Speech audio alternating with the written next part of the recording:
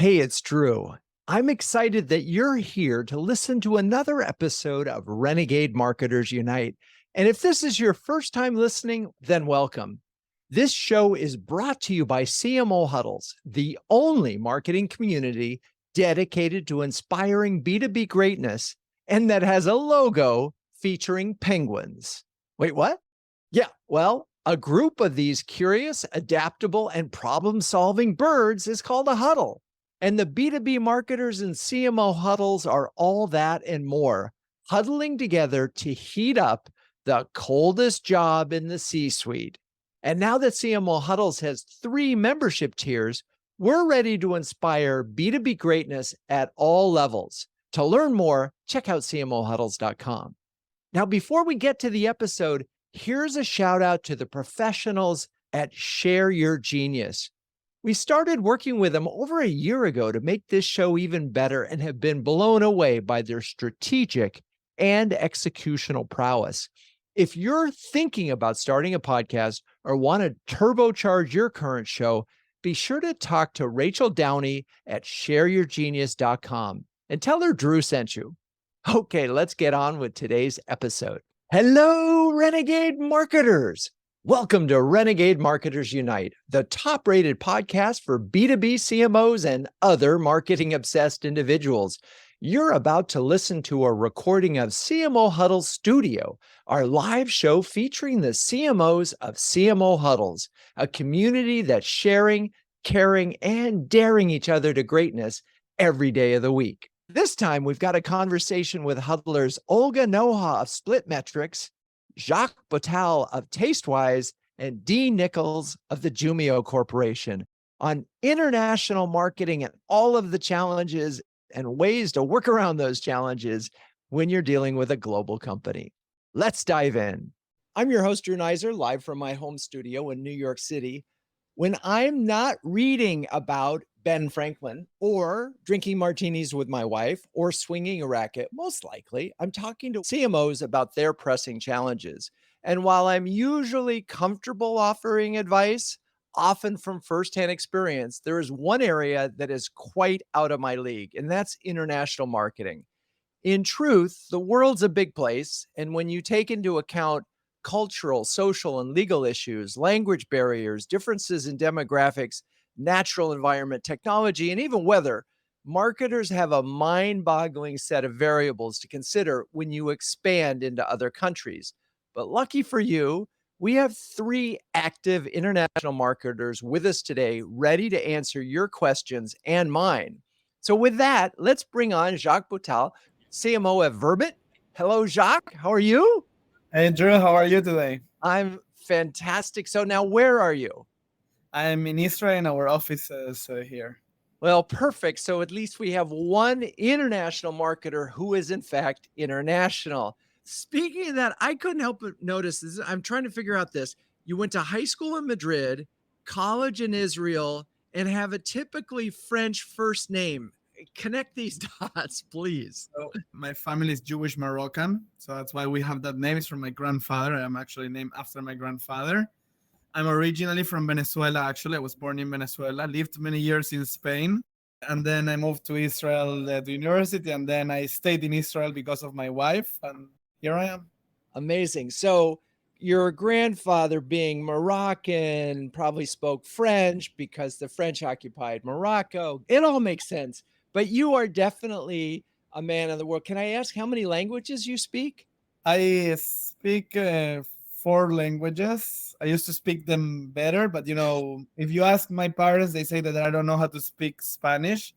If you ask my wife, she said that I don't know how to speak Hebrew.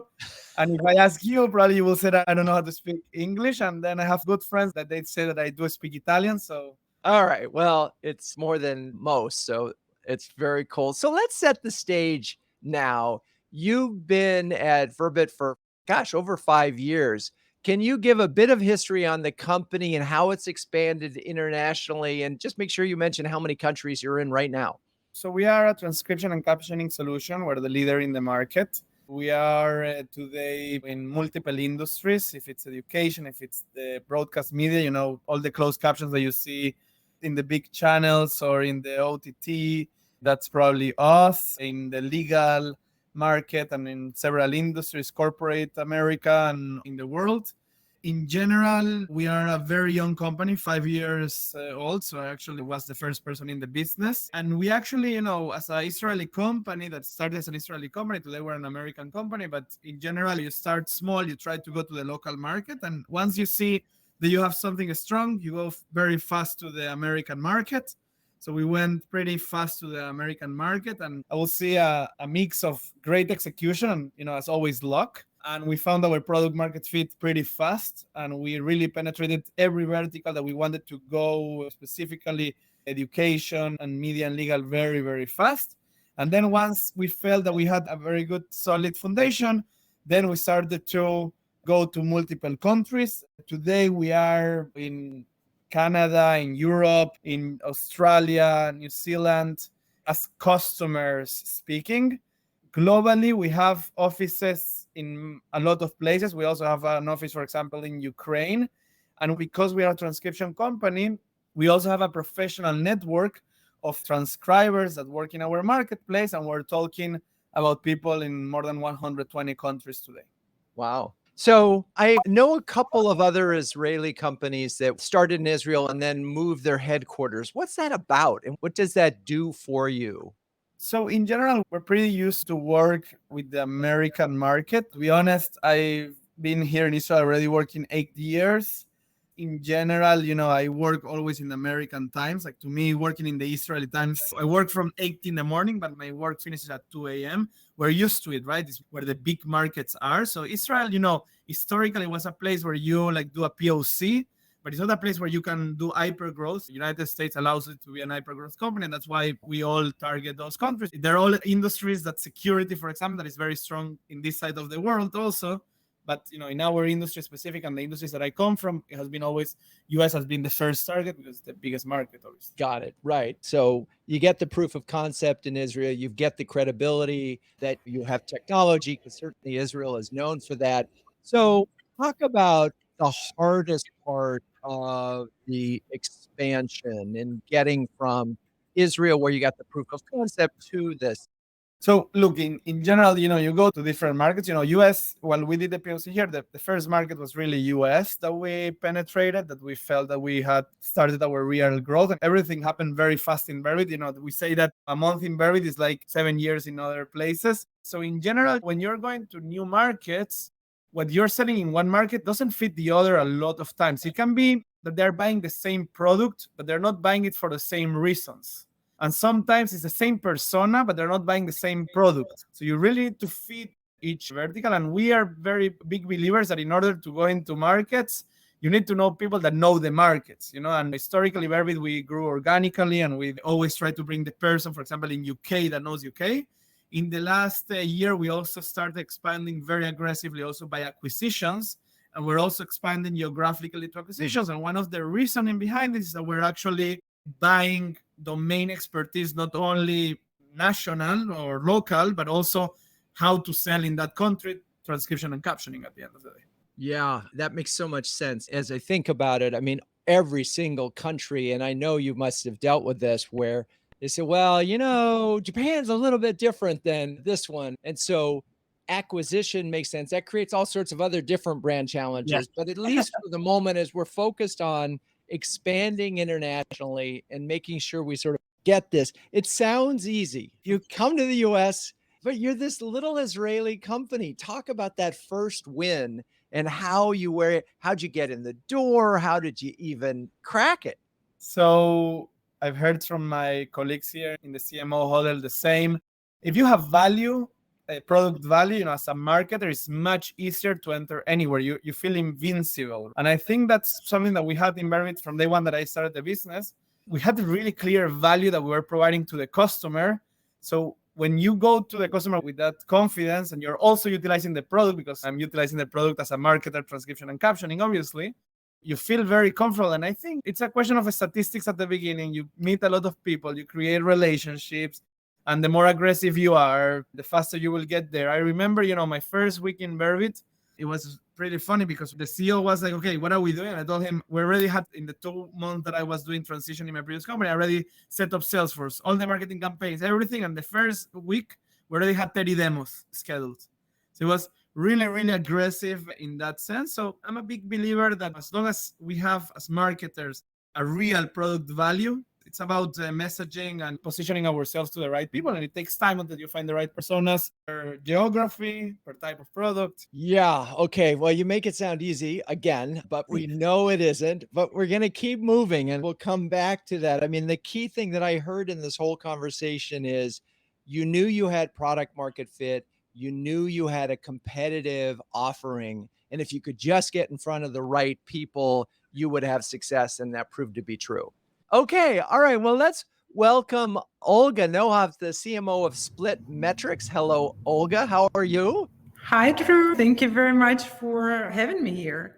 Now, where are you? I'm in Boston, Massachusetts. Got it. But I know that's not where you're originally from. Originally, I'm from Ukraine. And that has got to be just a heartbreaking situation for you. It is, but at the same time, the global nature of our business helps a lot. And that's why I'm excited to be able to contribute to our today's conversation, because that's big opportunities for companies they want to tackle and try leveraging. I couldn't help but notice you were given the Global CMO Award of the Year in 2020 by Enterprise IT when you were with Creatio. First of all, that's quite an honor. What did you do that resonated with the judges? That's definitely an honor for me. And that was during my tenure with Creatia. I genuinely loved my journey with the company. And I think that's a pretty unique case. And it triggered the attention of the judges of the award. Just to give you a little bit of a background, Creatia is one platform to automate workflows and CRM with no code. And the company has been founded in Europe, has got a large market share in that region. It got a great product that delivered value to our customers. It had a great customer base who loved working with the company, pretty robust channel network. But all of that was local in one specific region. So at some point, we sat down and said to ourselves, we have all these great assets in place, but we deliver them only to the local market. Why don't we expand globally to deliver this value to companies around the globe? And there we are. So we had committed to that path. We realized we need to have feet on the ground. I was one of the first two people who got relocated to Boston to establish our US based and global operations, our Boston office. And since then, the company, with basically zero brand awareness outside of those local European markets, has become no customers, no partners in the US, has become a category leader, recognized not only by our great customer base and expanded network of partners, but also by major research firms such as Gartner, Forrester. Gartner has named Creatia a leader in two Magic Quadrants, on par with multi-billion-dollar companies such as Salesforce, Microsoft, SAP, Oracle, Adobe. Yeah, so let me stop you there because it's such an interesting thing. And we've talked a little bit about analysts and the importance of those in our huddles. I'm curious, though, when it comes to international, does a Gartner naming you in a quadrant have resonance outside the US? Specifically with the partner, they assess global players in their quadrants. They have a condition dependent on the quadrant, but the company should have presence in more than two geographical regions, for example, India, Europe, and North America, or APAC and the Middle East. So yes, they are working with international players. They can have roots in different countries or territories, but they should have global rather than just local presence to be able to be considered and recognized by Gartner. I get that Gartner wants to show an international portfolio. I guess where I was going was, do they have the same influence with international buyers that they do with US-based buyers? They do. They do. Okay. For some regions, it can be even more than within the US because some emerging markets that are only growing, they need some North Star, if you will, and they treat Gartner or some other research firms as that. So for some regions, the value or importance of it can be even more important than in the US. Yeah, it's so interesting because I didn't expect as we were talking about building international, and it makes sense that you would end up that analyst relations would be an important part of it, but I get it now. It's all about credibility. And as you It go is. into your market, they haven't heard of your brand, but you can say, oh, by the way, Gartner ranked as top in this quadrant. That's a big icebreaker, if you will, to get you through it. We Well, work with the segment of mid-sized and large enterprises when such a company is considering implementation of enterprise information system, such as CRM, for example. They not necessarily they would just Google and base their decision on the information found that, right? They need some validation from professional research agencies such as Gartner or Forrester in order to make that decision. So it's their go-to research that they would consider in order to move forward with an enterprise information system. so we've established that analysts are an important part of this international playbook. Can you give us one or two other things that you think have really been important that you would always put as steps in your playbook for expanding internationally? Absolutely. When we are talking about global expansion, I would highlight at least four key pillars. The first one is timing. It is the right time to make a move. What are the opportunities and risks? What is the window of opportunity and how fast does it shrink? The second one is actual markets. What would be the best target markets? Is the product legal there at all? What are restrictions, compliance issues, language consideration, competitive landscape? That's pillar number two, markets, right? The third pillar is what is the right GDM approach to working on these new territories? How do you want to enter the new markets? Do you want to build physical presence or sell remotely? Do you want to go direct or through channel partners? Do you want to go with unified or customized product and pricing? And fourth pillar is the marketing mix itself, unified or customized. Do you want to deliver a single brand story or different messages in different markets? How do you want your distribution channels to differ? So all these things are important. That's part of my playbook. And I can give you an example using Creatio as a foundation. So when we were talking about these aspects, the first one was timing, right? And reflecting on our process with Creatio's international expansion, asking myself, what would I do differently? I always face the question, why haven't we done it earlier? So why haven't we gone global earlier? And that's aspect I think is important for every company that is growing global. The window of opportunity is there now in most cases, right? But it can shrink really fast. So you need to act fast. Especially given you have the product that is ready, you have great product market fit, so you need to act now. I love the story. We're going to come back to it. The highlight here of timing markets, go to market strategy, and marketing mix. Great overview. I love that in retrospect, your perspective is we could have gone earlier. But, that's always the thing. It's like, why didn't we do this? But you only know that and feel that after you've been successful. All right, After. we're going to come back to you. But Dean Nicolls, the CMO of Osto, has been waiting patiently. So, Dean, thank you. How are you? I'm great, Drew. Thanks. How are you? I am good. Thank you. Now, I was digging in, and by the way, Dean is joining us from his vacation on his cell phone. So if his connection is a little shaky, please cut him some slack. The guy is here on vacation, not on vacation at this moment. So, digging into your LinkedIn background, I noticed you spent 4 years at Starbucks. And so, first That's right. question is, are you still a fan of their coffee? And if so, what's your drink of choice? I actually never liked coffee. That's amazing. I can't believe it. You worked at Starbucks and don't like coffee. Well, that's dedication. But one of the things that's so interesting about that company is every day people have a choice of whether they come back or not. And so many do. So I'm curious, what are some of the lessons that you learned perhaps from that very B2C experience that you still apply this many years later in B2B? I think there's a few things. I think one is to test everything. So at Starbucks, I was part of the catalog, the online business. And the notion of testing subject lines, testing even the stock of the stationery, we tested everything. And from that, you learn, you iterate, you get better. And so apply that as much as I can to the B2B world. That's super relevant. The other thing is to think scale. Starbucks being a global brand, we thought if we can reach 500 businesses, how can we reach 1,000? How can we reach 5,000? So how can we scale so that our reach is significantly more than maybe what our list would have started with? Yeah, and it's interesting because that's what we're really talking about in this international conversation is scale. So let's switch gears and move to Usto. You've been there nearly a year and a half. Where do things stand on the international front? Like how many countries are you in? How is your team structured?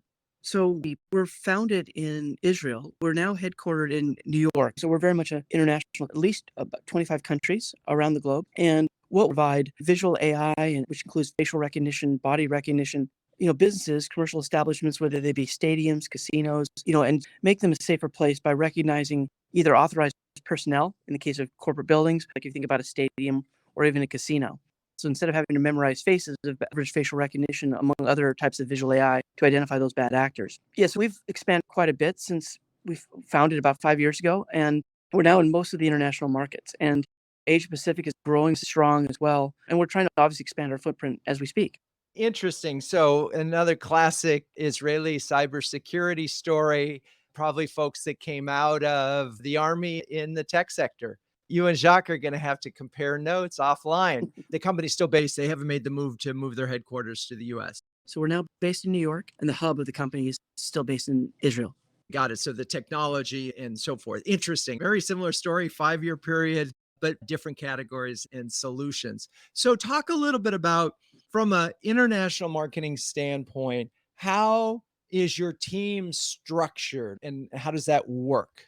We're developing kind of a marketing footprint in each of the major geos. When I say is Middle East, Asia Pacific, et cetera. So we're expanding marketers. We're also expanding the footprint of channel managers. And so partners, something Olga touched on, but it's super important to make sure before you go into a market that you have the channel. And so right now we're primarily an English only site. It's not just a matter of localizing a website, right? So it's a big decision and you got to have the infrastructure in place before you go into that. Yeah, and we're going to talk about that with everybody about the whole whether to translate or not and how. But you mentioned channel, and I just want to provide some clarity. So, what we're talking about is essentially organizations that can represent your product and help accelerate the growth by being, if you will, acting as agents on your behalf. And in huddles, it's come up a lot as a way of rapidly expanding internationally without having to put your own people on the ground or developing that local market expertise. But I'm imagining there's some specific things that you need to do from your end, from a marketing to support the channels to get there. Now, many of our channel partners are large companies you've heard of, like Honeywell and Johnson Controls, for example, and said you have a global footprint. So we still need to train them, enable them, and enable like the local sales team. They might be different, right? So the partners that we decide to team up with in Asia Pacific may be very different. And so partner selection is super important, but then how we engage with them size in their own global scale as well. Thank you for that clarification. Because if you're dealing with a massive global company and they're selling you as a complete solution, you're a component, if you will, an ingredient in there. The good news is they have the relationships. The bad news is they're completely in control, right? And your brand essentially at that moment becomes an ingredient brand. It's super important that you establish that up front. All of that's super critical to the whole process. So the other part of it is when you're dealing with, you're a small startup, they're a giant multinational Fortune 500 company. How do you attempt to sort of get value other than the product from your relationship? Are there anything that you can do that get you beyond, oh, you're just part of this solution that help them be a little more excited about including, like I've seen situations where a small company was the company that helped that larger company get the deal closed. So I'm just curious in this, how you, at least in the case of Usto, how you've been able to get them excited enough to represent your brand in the way you want it represented. There's probably two parts to that. There's probably their own product teams excited about your solution. So we often talk about 1 + 1 = 3. Your solution work with their solution, then enables them to do a lot more, have a lot more capabilities by embedding your solution within there. You need to sell them on that value and that value prop, and they need to be bought in. After they need to work with the individual sales team, and that's really the sales teams around the globe. And that to me is the key to success in terms of working with the larger channel players. Got it. I think we could step back and say that any channel partner, whether it's a big company like that, or perhaps a distributor of some kind or a reseller, but still a 1+1 = 3, because you got to, in a sense, get them to carry your product. You got to get them to understand how to market it in the context of their overall service, whatever or product or service bundle they're providing. And they got to see how they can make money from it. Yeah. And in some cases, it's you're going to get the deal. In other cases, it's going to be, which is good, you're going to help them close because you're the sexy ingredient in this overall thing. In other cases, it's just spiffs, right? And it's definitely a different perspective than we got before. Okay, so this is the moment where I'm going to spend a little bit of time talking about CMO Huddles. So launched in 2020, CMO Huddles is an exclusive community of over 100 highly effective B2B CMOs who share, care, and dare each other to greatness almost every day.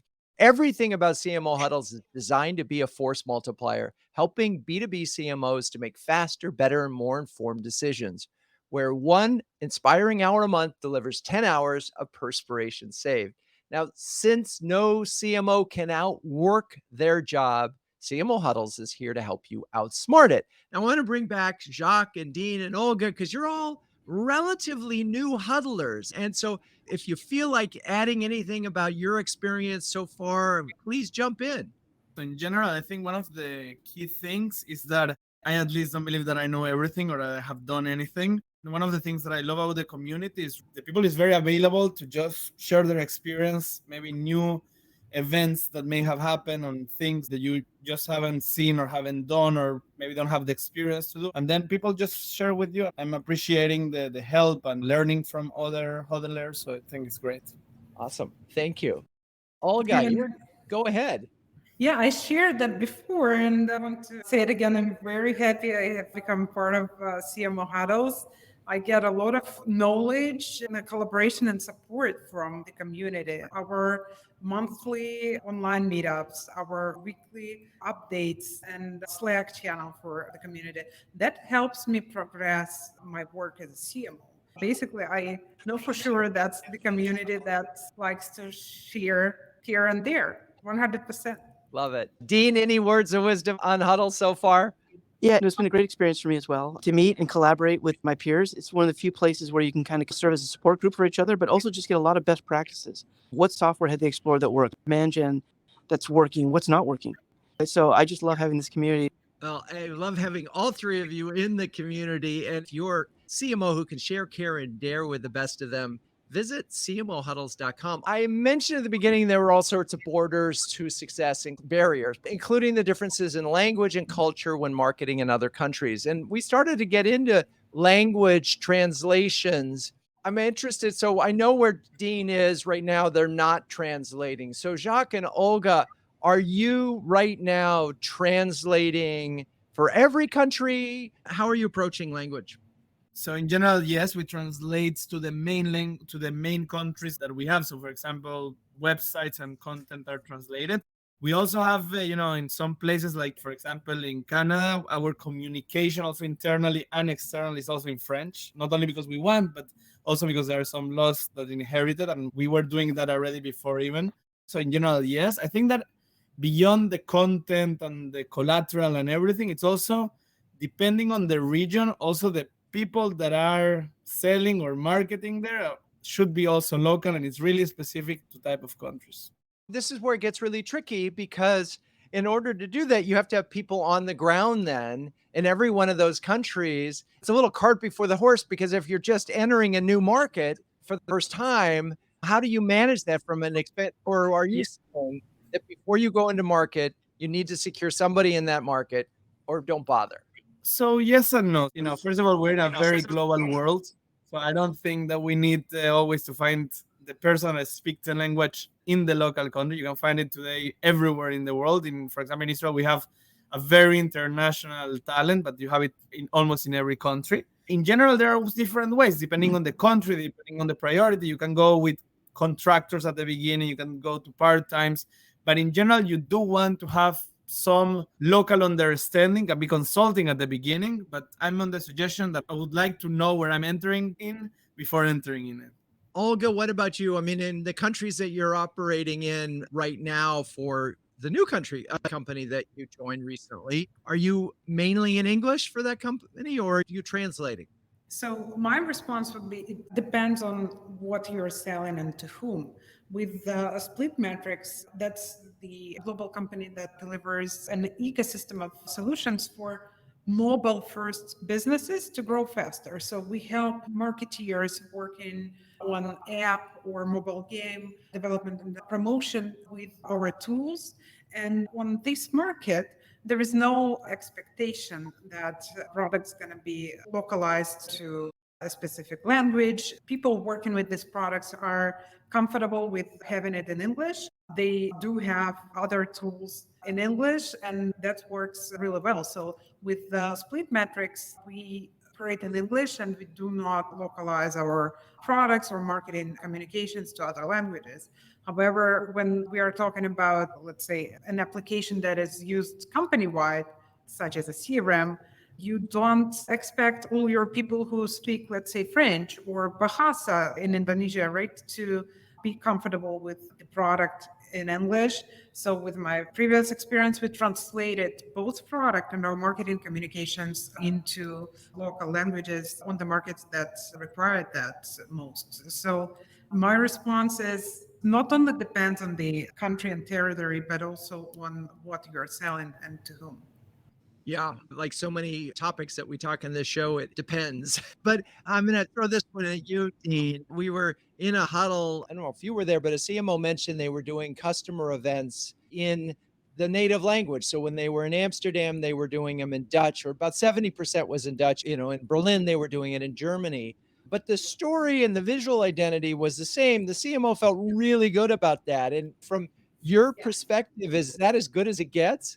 Depends on the countries. Some countries like Germany, they're fine with a lot of content being in English, and they that it be everything be in French, documentation, collateral content, and in-person events. You need to kind of take your cues from marketers in those regions and follow their guidance. I do think the brand entity should be consistent across. So when I used to work at Microsoft, content messaging that every region had to follow. It could be catered by the region. I think there's some things you have to kind of stick to your guns on in terms of branding and messaging, but other things you can absolutely deliver, the tactics you deliver, the messaging, even some of like positioning and stability. I hear you. And I remember I worked on IBM for 4 different times and over the years. And it was always when you were on an international call, it was, well, we're different in Japan. And there would always be the country that would say, no, no, no, you just can't do that, or you can't say that. But at the same time, I have noticed a trend where with taglines, and I know this is very micro, but where a company has, it's a US company, they have a English tagline and they end up using that tagline all over the world. And I'm just curious, in your perspective, Jacques or Olga, do you have experience where that isn't the case or where it would have been a bad idea?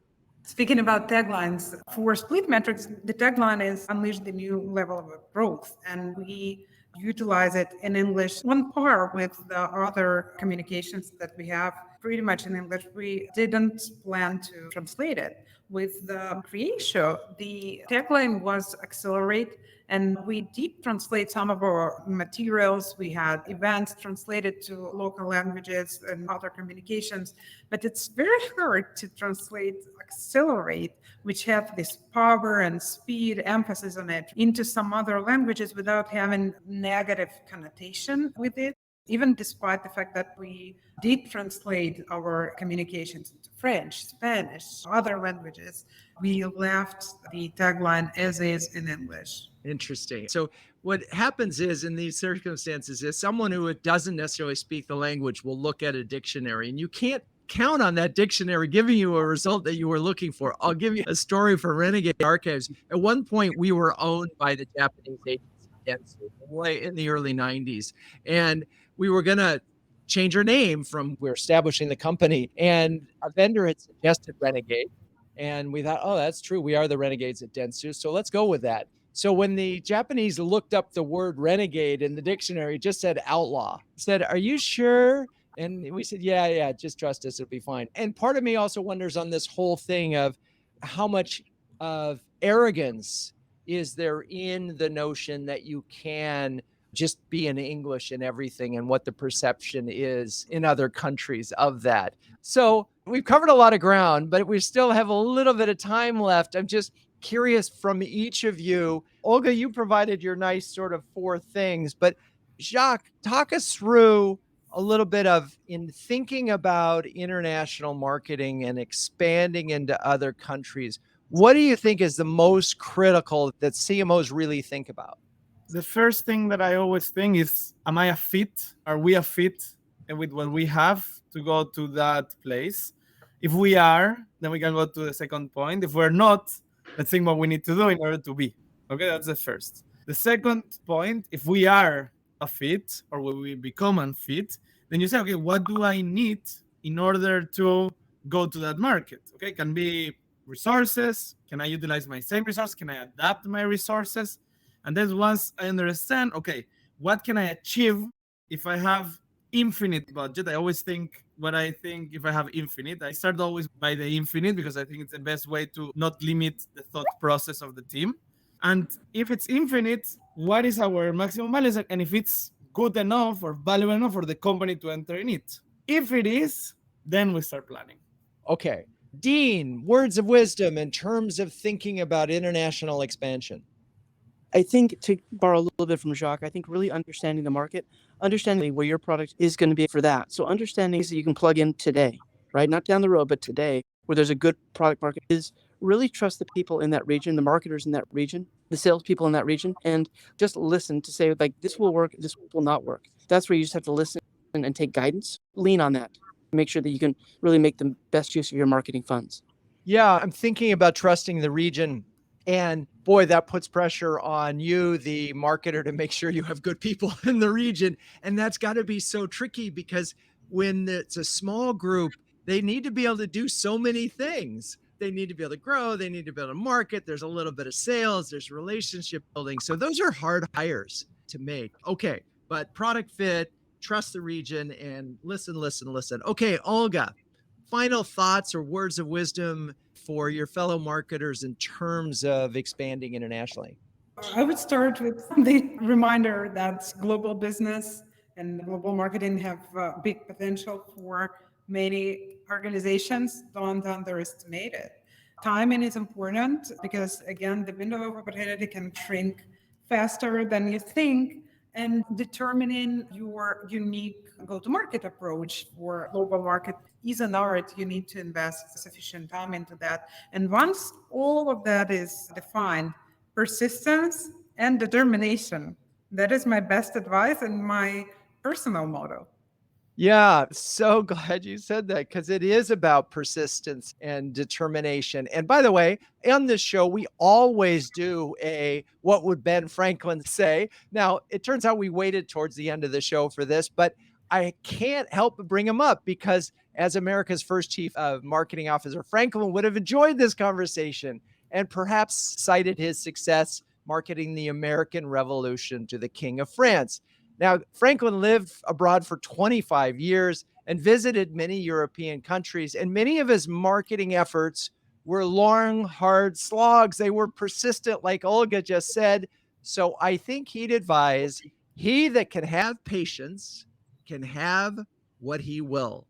He could also say she that can have patience can have what she will, as appropriate for Olga. I want to thank you, Jacques, Dean, Olga. You're all great sports. It's been a really interesting conversation and not one that you can get at in an hour. This is a complicated challenge. There's no doubt about it. But I think what you heard here on the dare side, if we think share, care, dare, you've got a lot of good sharing in terms of what you can do, but there's some daring here. You got to go for it.